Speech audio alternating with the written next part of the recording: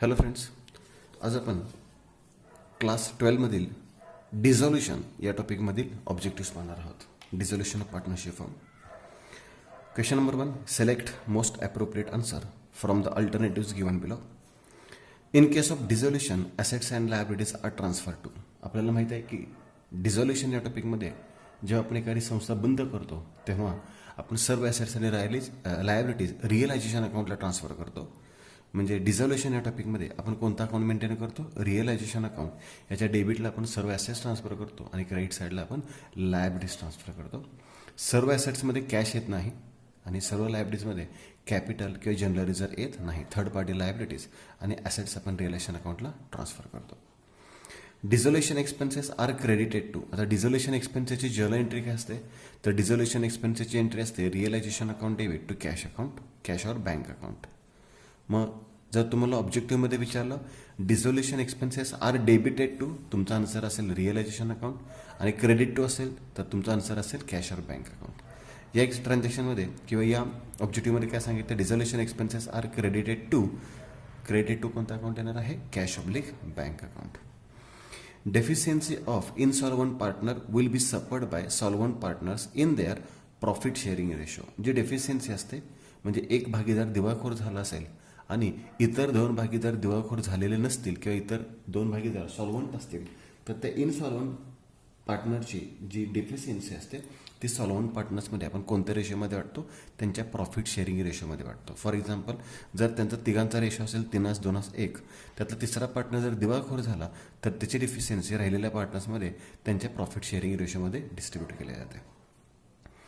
If any asset is taken over by partner from firm his capital account will be. Asset taken ओव्हरची entry काय entry करतो आपण? Asset taken over by पार्टनरची partners capital account debit to realisation account. काही वेळेस capital account ऐवजी current account सुद्धा येतो. मग partners capital account debit to realisation account. इथे काय विचारले? चेक करा. Asset is taken over by partner from firm his capital account. Capital अकाउंटला काय होणार आहे? डेबिटेड. कॅपिटल अकाउंटला काय होणार आहे? डेबिटेड. इथं रिअलायझेशन अकाउंट शब्द असतं तर काय आन्सर आलं असतं? क्रेडिटेड. तुम्हाला दोन्ही अल्टरनेटिव्ह सांगतोय म्हणजे दोन्ही पॉईंट सांगतोय. जर डेबिट आलं कॅपिटल अकाउंट आलं तर डेबिट लिहा, जर रिअलायझेशन अकाउंट असेल तर क्रेडिट शब्द येणार आहे. If any unrecorded liability is paid on dissolution of firm account is debited.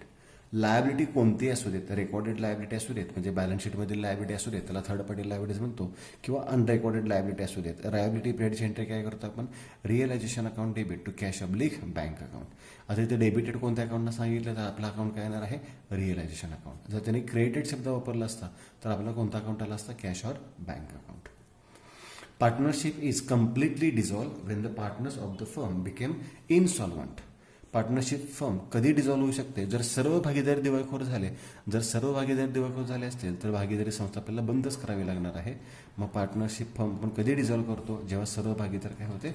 इनसॉल्वंट होतात. Partnership is completely dissolve. Partnership firm नाही आहे, पार्टनरशिप आहे. भागीदारी कधी बंद होते? जेव्हा सर्व पार्टनर्स काय होतात? दिवाळखोर होतात. Assets and liabilities are transfer to realisation account at there. आता आपण ॲसेट्स आणि लायबिलिटीज ट्रान्सफर करतो रिअलायझेशन अकाउंटला आणि या बॅलन्स शीट किमतीला करतो. बॅलन्स शीट किमतीलाच आपण बुक व्हॅल्यूज म्हणतो. बॅलन्स शीट किमतीला आपण काय म्हणतो? Book values. म्हणजे assets and liabilities are transfer to realisation account at their book values. If the number of partners in a firm falls below two the firm stands.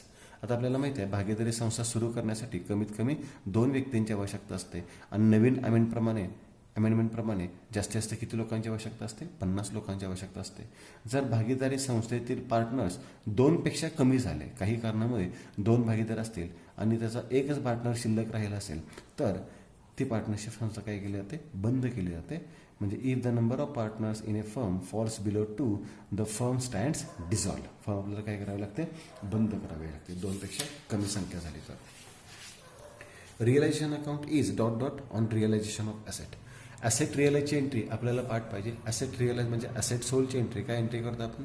Cash or bank account debit to realisation account. Asset सोल्डची entry cash or bank account debit to realisation account. मग इथे realisation account विचारलेलं आहे त्यामुळे realisation अकाउंटला काय होणार आहे? क्रेडिट. जर तुम्हाला इथे कॅश अकाउंट विचारला असता तर तुमचं आन्सर काय असतं? डेबिटेड असतं. All activities of partnership firm ceases on of firm. All activities सिरीज म्हणजे काय की सर्व व्यवहार बंद केव्हा होतात, जर पार्टनरशिप फर्म काय झाली, बंद झाली, तरच त्याचे बिझनेस सर्व व्यवहार ठप्प होतात, बंद पडतात. म्हणजे ते आन्सर काय असणार आहे, डिसॉल्युशन. त्यानंतर आहे give one word term or phrase. आपल्याला एक शब्द लिहायचा आहे, debit balance of realisation account. हा पॉईंट तुम्हाला नेहमी आलेला आहे आणि नेहमी एक्सप्लेन करत आलो मी की डेबिट बॅलन्स म्हणजे डेबिटची टोटल जास्त, क्रेडिट साईडला फरक असतो, त्याला आपण रिअलायझेशन लॉस म्हणतो किंवा लॉस ऑन रिअलायझेशन म्हणतो. याला आपण रिअलायझेशन लॉस किंवा लॉस ऑन रिअलायझेशन म्हणू शकतो. वाइंडिंग अप म्हणजे क्लोज डाऊन, शट डाऊन, बंद करणे. वाइंडिंग अप पार्टनरशिप बिझनेस आपण बंद करतो, त्याला आपण काय म्हणतो, तर डिझोल्युशन ऑफ पार्टनरशिप. त्याला आपण काय म्हणतो, dissolution of partnership. An account open to find out profit or loss on realization of assets and settlement of liabilities. आपण ॲसेट्स आणि लायबिलिटीज, ज्या सर्व ॲसेट्स आणि लायबिलिटीज डिझोल्युशनमध्ये एका अकाउंटला ट्रान्सफर करतो, त्याच अकाउंटला आपण त्या ॲसेट्स लायबिलिटी सोल्ड करतो किंवा पेड ऑफ करतो, त्या अकाउंटला काय म्हणतो आपण, realisation account. Debit balance of and insolvent partners capital account. आता इनसॉल्वंट पार्टनर्सचा डेबिट बॅलन्स, त्याला आपण काय म्हणतो, कॅपिटल डेफिशियन्सी. त्याला आपण म्हणतो कॅपिटल डेफिशियन्सी. ओके, त्याला आपण म्हणतो कॅपिटल डेफिशियन्सी असं म्हणतो. यानंतर आहे credit balance of realisation account. इथे डेबिट बॅलन्स पाहिला आपण, रिअलायझेशन लॉस असतो. क्रेडिट बॅलन्स म्हणजे क्रेडिट साईडची टोटल जास्त असते, डेबिटला फरक येतो, त्याला आपण म्हणतो प्रॉफिट ऑन रिअलायझेशन किंवा रिअलायझेशन प्रॉफिट असं म्हणतो. Conversion of asset into cash म्हणजे ॲसेट आपण कॅशमध्ये कन्वर्ट करतो, म्हणजेच ॲसेट आपण सोल्ड करतो, त्याला आपण काय म्हणतो, रिअलायझेशन ऑफ ॲसेट. त्याला आपण म्हणतो रिअलायझेशन ऑफ ॲसेट. रिअलायझेशन म्हणजे विक्री करणे, realisation of asset. Liability likely to arise in future म्हणजे भविष्यामध्ये एखादी लायबिलिटी उद्भवली, निर्माण झाली, or happening of certain event किंवा एक अचानक आपल्याला एखादं देणं द्यावं लागलं, तर त्याला आपण काय म्हणतो, तर त्याला आपण म्हणतो कॉन्टिंजंट लायबिलिटीज. अचानक उद्भवणारे देणे, त्याला आपण म्हणतो contingent liabilities. Assets which are not recorded in the books of accounts, त्याला आपण म्हणतो अनरेकॉर्डेड ॲसेट्स. म्हणजे ज्याची नोंद आपण व्यवसायातील पुस्तकामध्ये केलेली नव्हती, त्याला आपण काय म्हणतो, unrecorded assets. The accounts which show realisation of assets and discharge of liabilities. तोच पॉईंट आहे, जो अकाउंट आपण रिअलायझेशन ऑफ ॲसेट आणि सेटलमेंट ऑफ लायबिलिटीला करतो, त्याच अकाउंटला आपण हे realisation of asset and discharge of liability दाखवतो. तो अकाउंट कोणता आहे, realisation account. Expenses incurred on dissolution of firm. व्यवसाय बंद केल्यानंतर जो खर्च आपल्याला द्यावा लागतो, त्या खर्चाला आपण काय म्हणतो, डिझोल्युशन एक्सपेन्सेस किंवा त्याला आपण लिक्विडेशन एक्सपेन्सेस म्हणतो किंवा त्याला आपण रिअलायझेशन एक्सपेन्सेस म्हणतो. प्रॉपर शब्द तुम्ही डिझोल्युशन आणि रिअलायझेशन हे दोन शब्द लक्षात ठेवा, डिझोल्युशन एक्सपेन्सेस किंवा realisation expenses. State whether the following statements are true or false. True or false check करूया आपण. The firm must be dissolve on the retirement of partner. False, कारण की आपण पाहिलेलं आहे, जर एखादा पार्टनर रिटायर झाला तर आपली फर्म कंटिन्यू करू शकते. समजा 3 पार्टनर्स असतील आणि त्यापैकी एक जर भागीदार रिटायर झाला, तर आपली फर्म काय करू शकतो, आपण कंटिन्यू करू शकतो. ती फर्म आपल्याला बंद करावी लागत नाही. हे सांगितलेलं आहे की the firm must be dissolve म्हणजे कंपनी फर्म आपल्याला बंद करावी लागते केव्हा, रिटायरमेंट ऑफ पार्टनर. तर हे स्टेटमेंट काय आहे, फॉल्स आहे. ऑन डिझोल्युशन कॅश और bank account is close automatically. True, कारण की डिझोल्युशनमध्ये आपण बॅलन्स शीट तयार करत नाहीये, कॅश अकाउंट आपला टॅली होतो.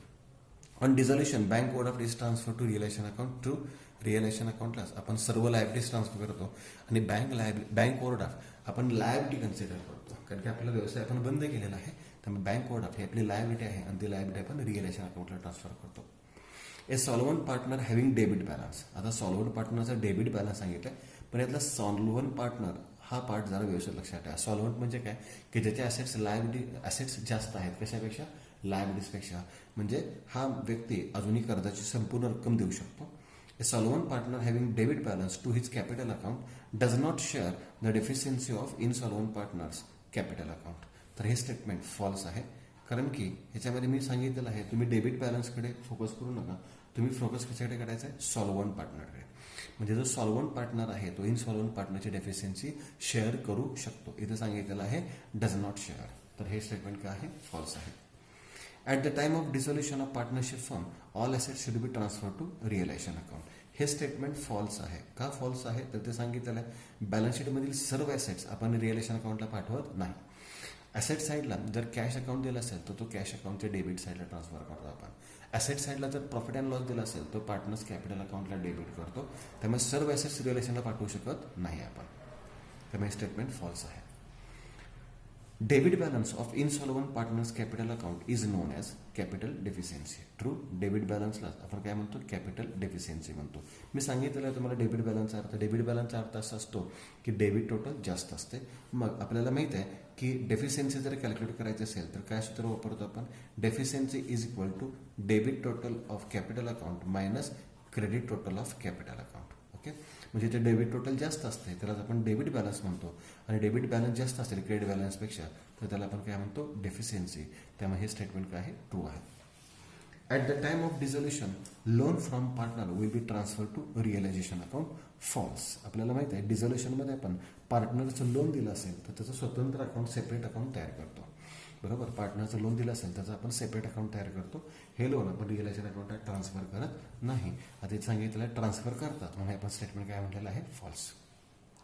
Dissolution takes place when the relation among the partners comes to an end. म्हणजे त्या पार्टनरशिपचं जे पार्टनरचे जे भागीदाराचं नातं आहे ते जर संपलं तर डिझोल्युशन होतं, म्हणजे कंपनी संस्था बंद करते. तर हे स्टेटमेंट काय आहे? ट्रू आहे. भागीदाराचं नातं संपलं असेल तर ती संस्था आपण बंद करतो, डिझॉल्व करतो. द इनसॉल्वन्सी लॉस त्याला आपण डेफिशियन्सी म्हणतो. At the time of dissolution of the firm share by the solvent partners in their profit sharing ratio. Statement true आहे, कारण की डेफिशियन्सी आपण सॉल्वंट पार्टनर्समध्ये डिस्ट्रीब्यूट करतो. आणि कोणत्या रेशोमध्ये डिस्ट्रीब्यूट करतो? कॅपिटल शेअरिंग रेशोमध्ये डिस्ट्रीब्यूट करतो. Realisation loss is not transfer to insolvent partners capital account. False. Realisation loss किंवा रिअलायझेशन प्रॉफिट आपण ऑल पार्टनर्समध्ये डिस्ट्रीब्यूट करतो, मग तो इनसॉल्वंट असू देत किंवा सॉल्वंट असू देत. त्यामुळे रिअलायझेशन प्रॉफिट लॉस आपण ऑल पार्टनर्स अकाउंटला ट्रान्सफर करतो. आपण लक्षात ठेवा. चला, तर यानंतर आपण कॅल्क्युलेट द फॉलोइंग. आता आपण कॅल्क्युलेशन्स काय पाहणार आहोत त्यासाठी मी वर्किंग नोट तुम्हाला करून दाखवतो. विनोद, विजय अँड विशाल आर पार्टनर्स. याच्यामध्ये 3 पार्टनर्स आहेत. विनोद, सेकंड पार्टनर आहे विजय, आणि थर्ड पार्टनर आहे विशाल. त्यांचा रेशो किती सांगितलेला आहे? 3:2:1. 3:2:1. विशाल बिकम इनसॉल्वंट. यापैकी कोण इनसॉल्वंट झालेला आहे? विशाल इनसॉल्वंट झालेला आहे. And his capital deficiency ₹6,000. Distribute the capital deficiency among solvent partners. आपल्याला एंट्री माहिती आहे. काय एंट्री करतो आपण त्याची? सॉल्वंट टू इनसॉल्वंट एंट्री करतो आपण. Solvent to insolvent. त्याच्यामध्ये सॉल्वंट कोण कोण आहेत? तर विनोद हा सॉल्वंट आहे आणि विजय हा सुद्धा सॉल्वंट पार्टनर आहे. आणि डेफिशियन्सी आहे ह्या दोघांमध्ये डिस्ट्रीब्यूट करायची आहे. म्हणजे हा जो लॉस आहे तो ह्या दोघांमध्ये डिस्ट्रीब्यूट करायचा आहे. डेफिशियन्सी आहे ₹6,000. या दोघांमध्ये आपण डिस्ट्रीब्यूट करणार. त्यांच्या प्रॉफिट शेअरिंग रेशोमध्ये हा 3:2 राहिलेला आहे, म्हणजे 3/5 राहिला आणि 2/5 राहिलेला आहे. 3/5 आणि 2/5 म्हणजे 3,600 आणि 2,400 डिस्ट्रीब्युशन झालं. 3,400 आणि 3,600 आणि 2,400. क्रेडिटर्स 30,000. आता क्रेडिटरची रक्कम 30,000 आहे. सेकंड पॉईंट, क्रेडिटरची रक्कम 30,000 आहे. बिल्स पेएबल आहेत 20,000. बिल्स पेएबल आहेत 20,000. बँक लोन आहे 10,000. बँक लोन आहे 10,000. बरं, तुम्हाला जर याच्यामध्ये थर्ड पार्टी लायबिलिटी विचारल्या तर हे तिन्ही थर्ड पार्टी लायबिलिटीज आहेत. याची टोटल करून आपण 60,000 यानुसार लिहू शकतो. थर्ड पार्टी लायबिलिटी म्हणजे काय?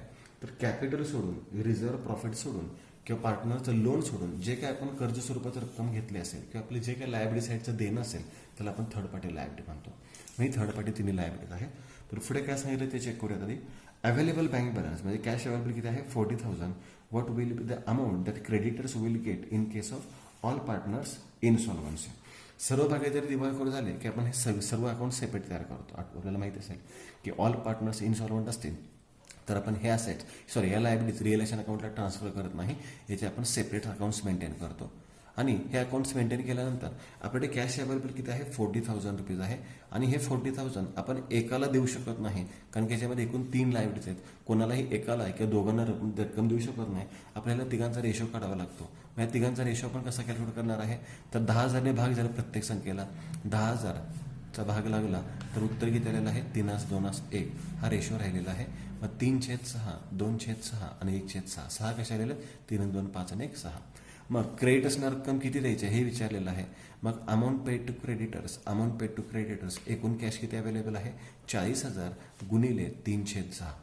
जर तुम्हाला बिल्स पेएबलची रक्कम विचारली असती तर तुम्ही काय केले असते? 40,000 गुणिले 2/6. आणि जर तुम्हाला बँक लोनची रक्कम विचारली असती तर तुम्ही काय केले असते 40,000 गुणिले 1/6. आता आपल्याला या एक्झाम्पलमध्ये काय विचारलंय फक्त आपल्याला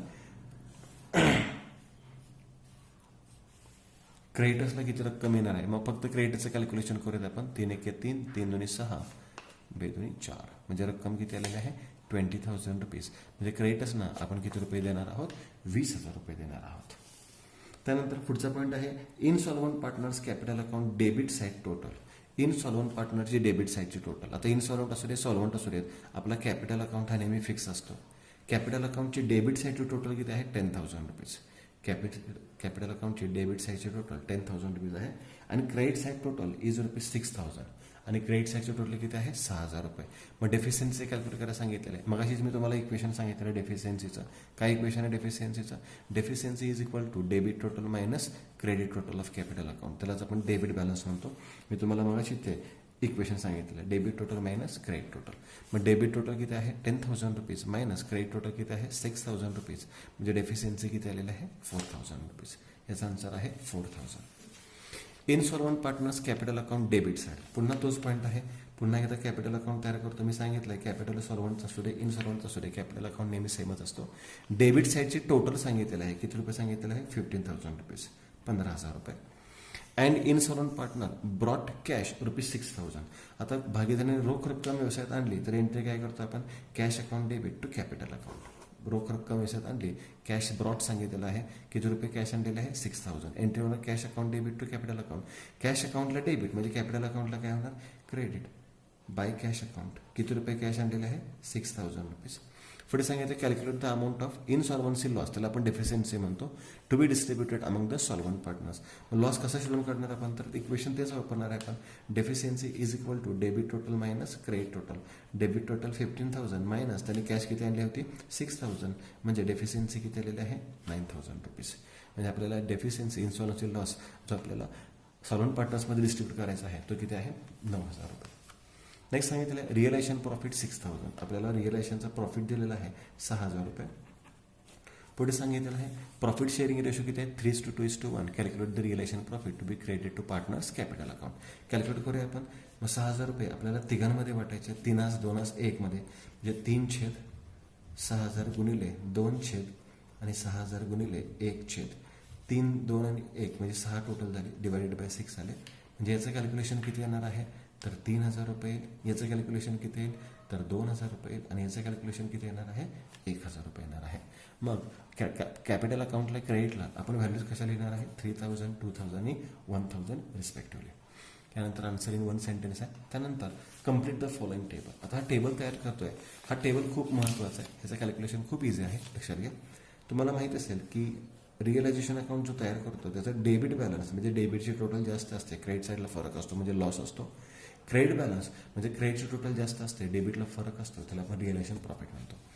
इथे सांगितलं डेबिट साईड टोटल किती आहे 20,000. रिअलायझेशन अकाउंटची डेबिट साईडची टोटल 20,000 आहे आणि लॉस आलेला आहे 4,000. लॉस म्हणजे कोणत्या साईडला फरक आलाय क्रेडिट साईडला फरक आलाय 4,000 रुपये. तर क्रेडिट साईडची टोटल किती असणार आहे तर क्रेडिट साईडची टोटल हे 20 आहे तिकडे 4 आहेत म्हणजे क्रेडिट साईडची टोटल किती असणार आहे 16,000. म्हणजे तुमचा आन्सर इथे किती असणार आहे 16,000 रुपये 16,000 रुपीज. त्यानंतर सांगितले क्रेडिटर्स बिल्स पेएबल.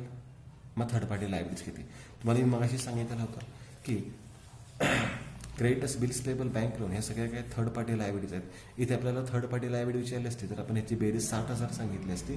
आता इथे आपल्याला 2च लायबिलिटी सांगितलेत आणि त्याची थर्ड पार्टी लायबिलिटी सांगितलेलं आहे विचारलेलं आहे. मग 16,000 आणि 12,000 म्हणजे एकूण आपली थर्ड पार्टी लायबिलिटी किती झालेली आहे 28,000 रुपये 28,000. Next credit total of realisation account. आता इथे रिअलायझेशन अकाउंटची क्रेडिटची टोटल सांगितलेलं आहे 21,000. क्रेडिटसाठी टोटल आहे 21,000. डेबिट टोटल किती आहे 16,000. डेबिट टोटल किती आहे 16,000. मग क्रेडिटची टोटल जास्त आहे डेबिटला फरक येणार आहे. किती रुपये फरक येणार आहे 5,000 रुपये. त्याला आपण काय म्हणतो टू प्रॉफिट. काय म्हणतो आपण डेबिट साईडला फरक आला प्रॉफिट. म्हणजे इथे प्रॉफिट ऑन रिअलायझेशन अकाउंट किती मिळालेलं आपल्याला 5,000 रुपये 5,000 रुपीज. यानंतर कॅपिटल अकाउंटचा पॉईंट विचारलेला आहे. जसं इथं सांगितलं त्याच पद्धतीने कॅपिटल अकाउंटचा पॉईंट विचारलेला आहे. लक्षात घ्या. कॅपिटल अकाउंटचा पॉईंट काय आहे डेबिट साईड टोटल किती आहे 51,000. क्रेडिट साईड माहित नाही आपल्याला. Cash brought in. Cash brought इनची एंट्री काय करतो cash account debit to partners capital account. ही एंट्री मगाशी पण मी तुम्हाला सांगितलेलं आहे. Cash account debit to partners capital account. Cash अकाउंटला डेबिट म्हणजे कॅपिटल अकाउंटला काय होणार आहे, क्रेडिट 17,000. आपल्याला काय विचारलेलं आहे, क्रेडिटसाठी टोटल किती आहे. मग क्रेडिटसाठी टोटल चेक करूयात आपण. 51,000 त्याच्यातून 17,000 वजा केले म्हणजे रक्कम किती आलेली आहे, 34,000. आन्सर किती आलेलं आपलं, 34,000 रुपीज. नेक्स्ट त्यानंतर काय सांगितलेलं आहे, कॅपिटल डेफिशियन्सी. डेफिशियन्सीचं इक्वेशन माहिती आहे आपल्याला. Deficiency is equal to debit total minus credit total. Capital deficiency माहीत नाही आहे. Cash brought by insolvent partner. Cash brought in म्हणजेच काय की कॅश अकाउंटच्या क्रेडिट साईडला, म्हणजे क्रेडिटसाठी टोटल किती आहे, 7,000 रुपीज. इनसॉल्वंट लॉस म्हणजे डेफिशियन्सी किती सांगितलेलं आहे, 21,000 रुपये. ओके, बघा पुन्हा रिपीट करतो. Cash brought in by insolvent partner. कॅशची एंट्री काय करतो, कॅश कॅपिटल म्हणजे कॅपिटल अकाउंटला काय होतं, क्रेडिट. मग क्रेडिटला लिहिले आपण 7,000. डेफिशियन्सी म्हणजे इनसॉल्वन्सी लॉस किती आहे, 21,000. मग इथे डेबिटची रक्कम आपल्याला शोधून काढायच्या. हे -7,000 इकडे ट्रान्सफर केली काय होणार आहे, +7,000. 21,000 + 7,000 म्हणजे रक्कम किती आलेली आहे, 28,000. म्हणजे डेबिटसाठी टोटल किती असणार आहे, ते 28,000 रुपये असणार आहे. चला या पद्धतीने आपण डिझोल्युशन ऑफ पार्टनरशिप फर्म याचे ऑब्जेक्टिव्ह सर्व पाहिलेले आहेत. थँक्यू.